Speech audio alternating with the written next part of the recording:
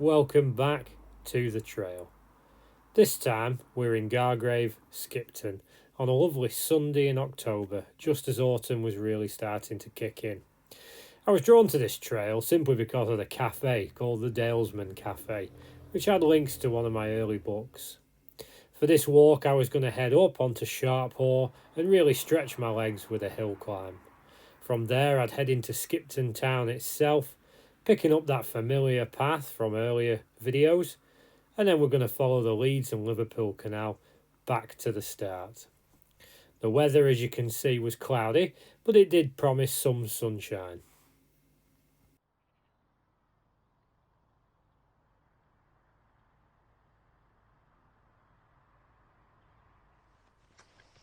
So it's a sunny day, given overcast cloud.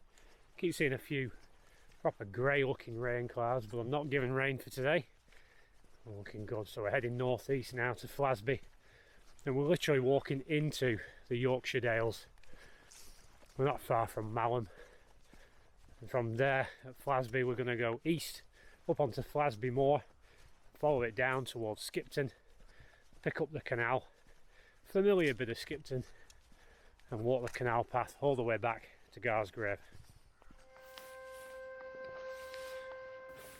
I was quite glad to be actually walking into the Yorkshire Dales, crossing that boundary marker that you can see there. From here I was heading sort of north to northeast, and this sign for an ancient church sadly was off trail. I would have liked to have explored it, but there was nothing really on the map marking it. This was Eshton Hall, and eventually I'd cross Eshton Bridge.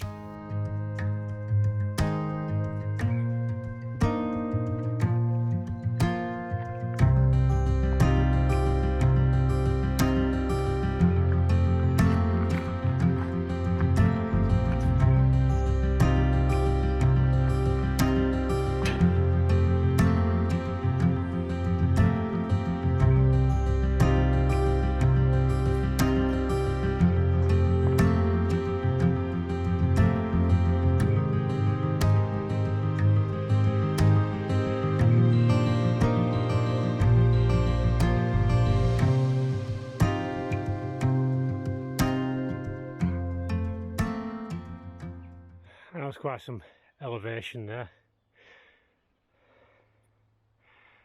That's the direction we're heading. Already the trail was offering great views. The autumn colours, as you can see here, were just starting to poke through as the leaves changed, and even though it was only early October and with a bit of cold snap, I could see autumn was well underway. I was keen now to descend into this valley and begin my climb up onto Sharp Haw, hopefully to get even better views up top.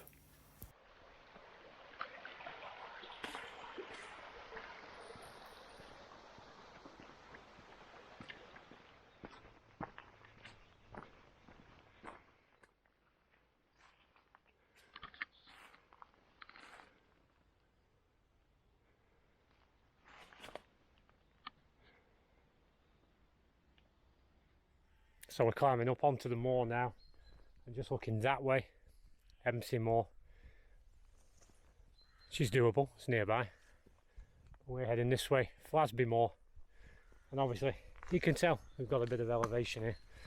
We'll do a steep climb, and then after we finish with the moor, and bag the trig point, we'll come down towards Skipton, and as I said before, we'll pick up the Leeds and Liverpool canal and follow that all the way back to Gargrave. And I plan on making use of that cafe, which is open, I think 9 till 4, Sunday opening hours. Perhaps. The only reason I picked this trail was because of that cafe. And if you've read any of my fiction books, there's a character who's a Dalesman, and it just struck me where I was looking for somewhere to park, the Dalesman Cafe. So that's got to be it. It's got to be it for me. But yeah, we're just inside the southern end of the Yorkshire Dales on a gorgeous day. I avoided going out last weekend because it was absolutely horrendous weather and I was quite busy, and then Friday, Saturday, torrential rain, which is why the ground is pretty sodden at the minute. and this gave the best weather, and it's delivering. Only 12 miles, like I said. I say only 12, with a big old trig point on top of a moor. So we got some climbing to do.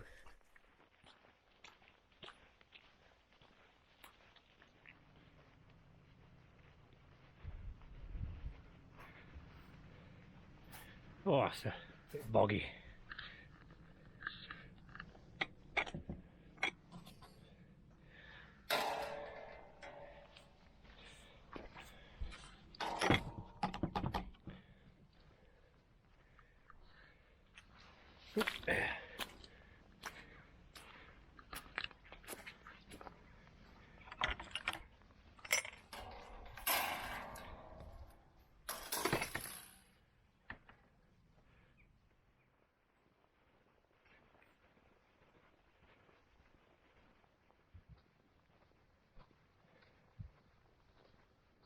So far, the climb hadn't proved too difficult.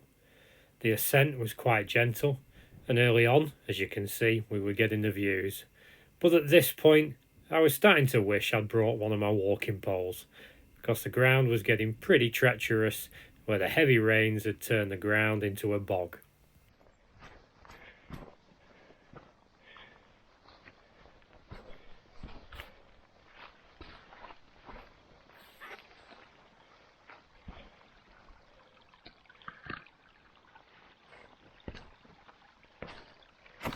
Whoa.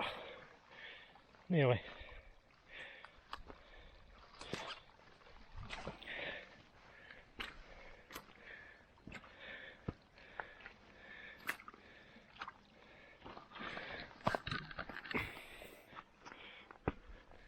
So Flasby Moor is open access moorland, but I am grateful that someone's gone to the effort of putting blue markers up, blue blazes. You can see my path heading up onto the trig point. Glad to be stretching myself a bit this week. I know the last video, Child of Hail, wasn't quite a physical challenge. Skipton Moor again wasn't the week before that, so I really wanted to get out and get some strenuous hill walking in. I know we'll finish on the canal, but get a bit of a stretch on in anticipation of Cotswolds Way next year, which ideally I would like to recce first.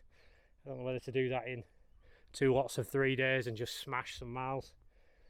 Notebook and pen, so it'd be a recce trail, so I can come on the Cotswolds, because on St Oswald's Way I noticed, even with Gary, it was very easy to get knocked off course or to not be paying attention because we're chatting. Kind of want to rule that out this time and be sleek and professional. Yeah, I prefer, if I'm going to lead a walk, to definitely know the trail beforehand. And St Oswald's Way reminded me why that was important. So if I can get the time next year, or maybe even towards the end of this year, a 3-day weekend, that might be something I will do, God willing. So we're just following these we'll call them blue blazes, up onto the trig point.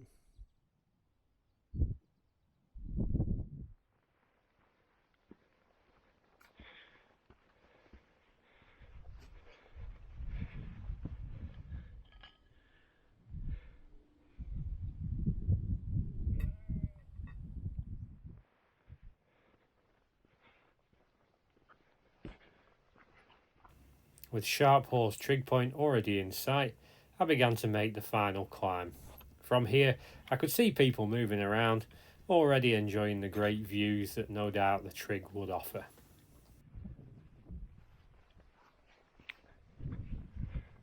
I'm not far from the trig point. Big black clouds coming in behind me.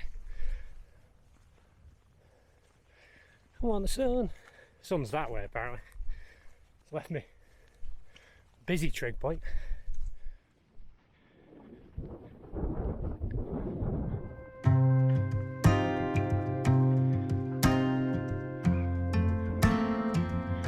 Oh wow.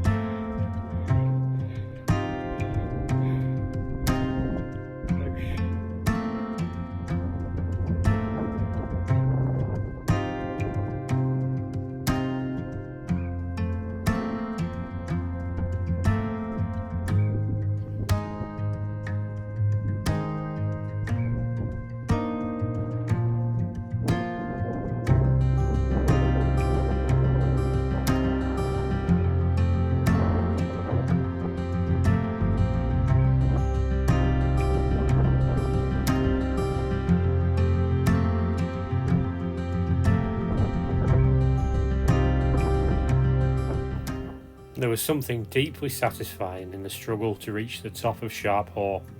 Below me, the southernmost part of the Yorkshire Dales sprawled away into the distance. In spite of the weather, the view was spectacular, and as I stood there soaking it up, I was reminded why I was up there in the first place. From there, I began to make my way down, and eventually I was going to find myself somewhere to have a brew.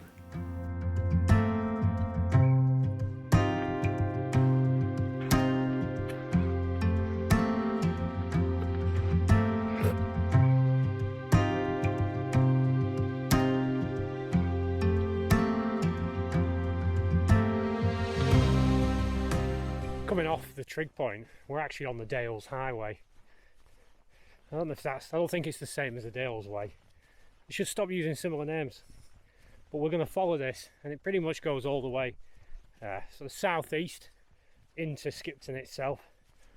And already, according to Gary, we've done 4.4 miles, 8 left. We're making good time. So I would like to just press on to Skipton and then maybe grab some lunch there. So between hikes, doing more reading now. Obviously I've got my own studies in the faith. I also like kind of moving away from fiction reading, which doesn't really satisfy me much anymore. More into non-fiction. So my latest book, I'll make room for it, will appear here. That's what I'm reading at the minute. And this is a guy who, it's kind of his job to explore in Canada. I assume he does a lot of photography and filming. Didn't have a YouTube channel, which I was quite surprised at. But what, I've nearly finished it, and it follows the legend of a sort of creature that plagued Labrador in the 1800s. Kind of crops up a lot in different legends, and this guy heads out to try and find it. And spoiler alert, if you don't want to know the end, pretty much at the end he concludes it's just a wolverine, which I've never actually seen. I had to Google images. But whether he finds it or not, I've only got a few pages left. I don't know. It was a good read. Canoeist, outdoorsman. But what stunned me was the just number of, I don't know, schoolboy mistakes you don't expect from someone who's crossed the Canadian Arctic or whatever solo. So he set off hiking, leave his water filter in the boat. Going, oh, I forgot my water filter. Drinking from stagnant pools, losing kit on the trail, puts his bug net down and it vanishes. Just weird things I would never think someone like that would do. Just bizarre. But I don't, I've made some right mess ups in my time, so I'm not standing in judgment. I just didn't expect it, especially not in a guy of such high caliber. Yeah, but a good read. Recommend it if you're a reader and you like an outdoorsy tale.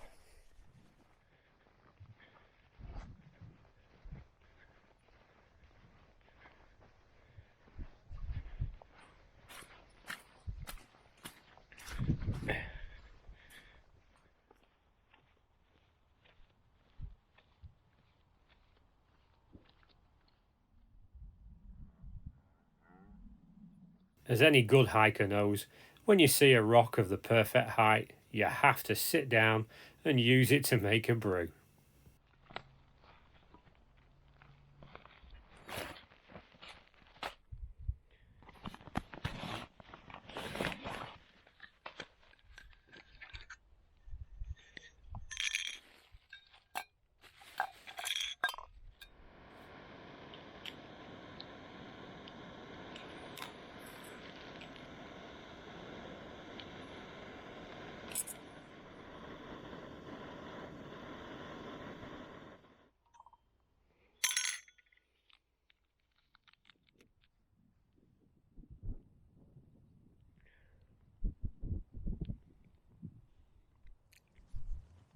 Not as good as a Bounty.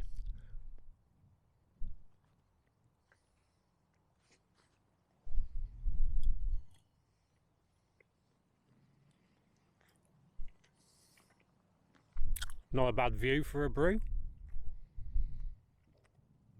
So we'll follow this track down again, zigzagging our way to Skipton.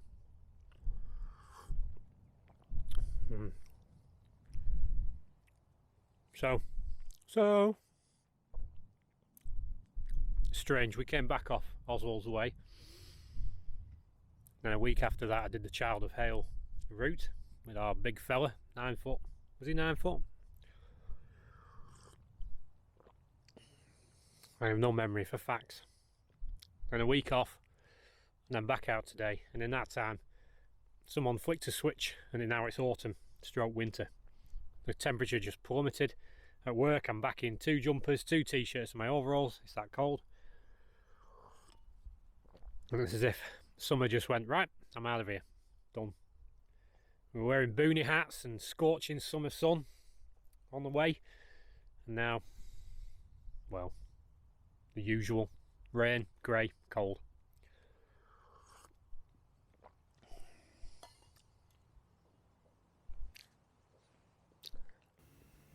As was often the case, when you sit down for a break, you're suddenly reminded about the coldness of the weather and the fact that your body temperature dropped slightly. So I was keen to put my sweater back on, and I resumed my journey, zigzagging through farmland to get to Skipton.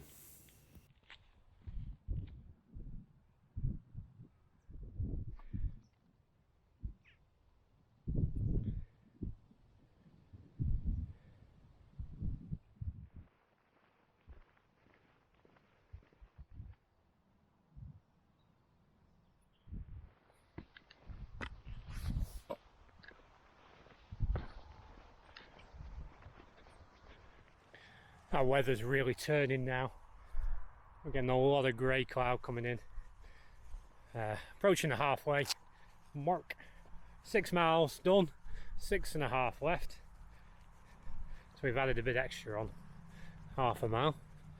So, as is always the case, so a needle pulling thread. It bugs me more than it bugs you.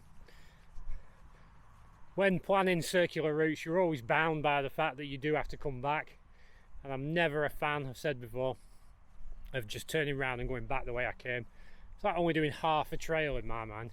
So I always plan to make it a circular, but sadly, today that means we're going to do some serious road walking, a B road, back into Skipton to then pick up the canal. And I'd always rather walk on a canal than a road, on the table of hierarchy. With a road plan, what I've caught myself out not doing before now is checking to see if there's actually a pavement. And as you've seen from previous videos, it can always be a difficulty if there's not a pavement and I've got to walk sort of onto traffic. And one of these days it might catch me out. So I did a Google Maps, zoomed in on the satellite imagery, came down and I could see pedestrians and a clear pavement, which is what we've got, which is what we are now going to walk into Skipton. Getting a little few spits of rain.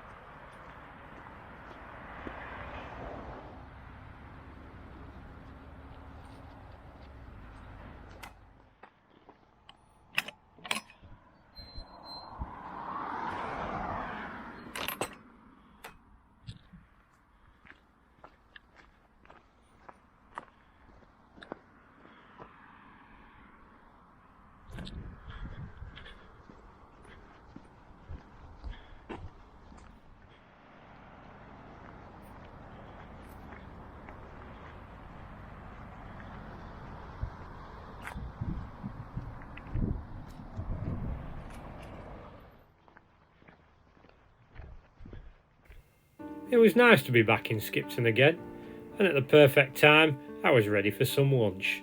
I hunted around to find the local Greggs, and I got myself a sandwich, a pasty, and of course a can of energy drink. I sat outside the famous pie shop for a bit, eating and thinking and watching the crowds go by, before finding my way back onto the canal and resuming my journey.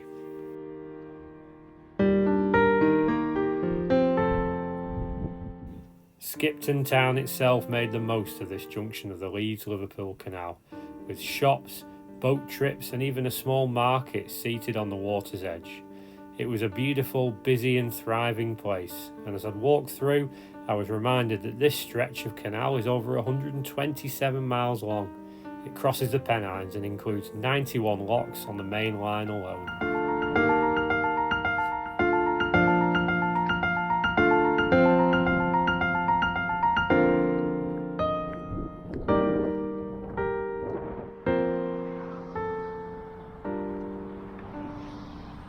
So that's put Skipton behind us.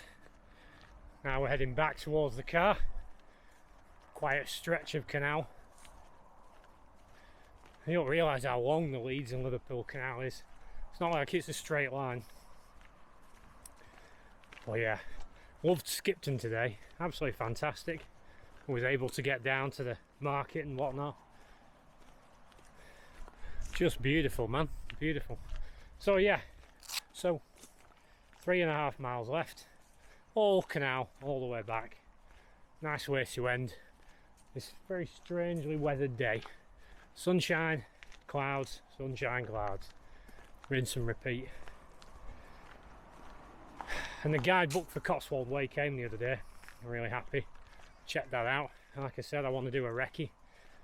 But see if that pans out. I really could do to be able to see it first and get a bit of first-hand knowledge of the trail. It does look like a bit of a grueler. Something to get excited about again. Can't even speak.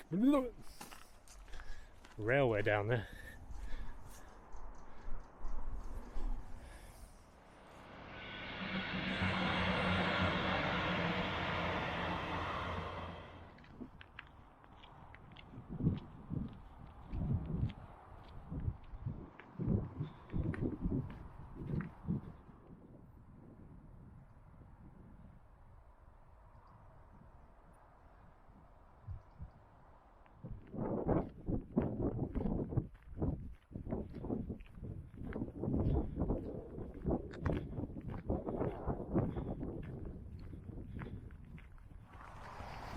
Last 2 mile stretch now. As you can see, ever-changing weather constantly upon us. Sunshine, grey gloom, sunshine, grey gloom. Well, the rain has held off and that's all I care about. Yeah, thoroughly good trail today. And it's strange, I've said before, how even though it was only 12 miles it felt long. But I've done 20, I've done 33. They felt long. So I'm assuming, as always, it's more of a mind over matter thing. Any trail will feel long when you're a little bit tired. But that being said, we are now on the last stretch to Gargrave, where the car is parked, the Dalesman's Cafe. Hopefully I can get a coffee to go. Maybe even a cake. Ooh, bit of a cake. But yeah, I stopped back there for about 5 minutes. Just to rest my legs a bit, otherwise we run the risk of a death march. You can see the anger of the clouds up there. I've got a couple of trails backed up, pinned to the board, and these are going to be mainly for if I can't go far for whatever reason, financially or just the way life is. A couple of local trails that I'll save and only use them, explore them if I'm desperate. Apart from that, a couple of main things I want to do. Definitely want to do a recce of Oswald's Way, and the Burnley Way is a high priority one now because the accommodation's indoors, it's not camping. I might try and do that between now and Christmas, and then to the Lake District to go and walk around a few of those water, which is either going to be camping or a car camping. Not decided yet, the jury's out on that one. Would like to try and get the old adventure vehicle kitted out to have a bed in it. I've got a plan for that, got a plan. So plenty to do before Christmas is basically what I'm saying. Oh, swans. Woohoo! Loads of them on this canal.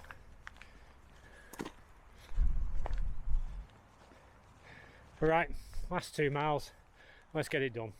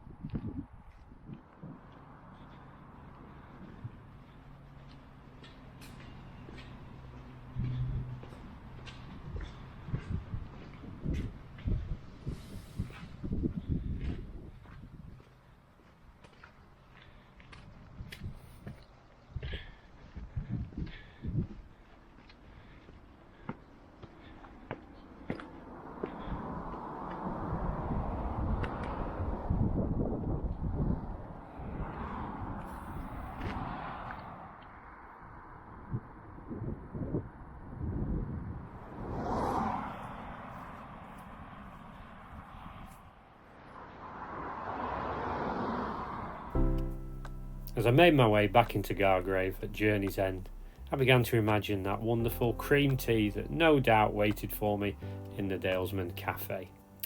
Though sadly that morning I'd failed to notice the sign in the window telling me that it would be shut that day. Not too disappointed. I took some final video and a few photographs and made my way back to the car. I had no doubts that I would be able to get a coffee on the way home at many service stations on the way, and my mind drifted towards the next journey, the next adventure, where no doubt I would see you back on the trail.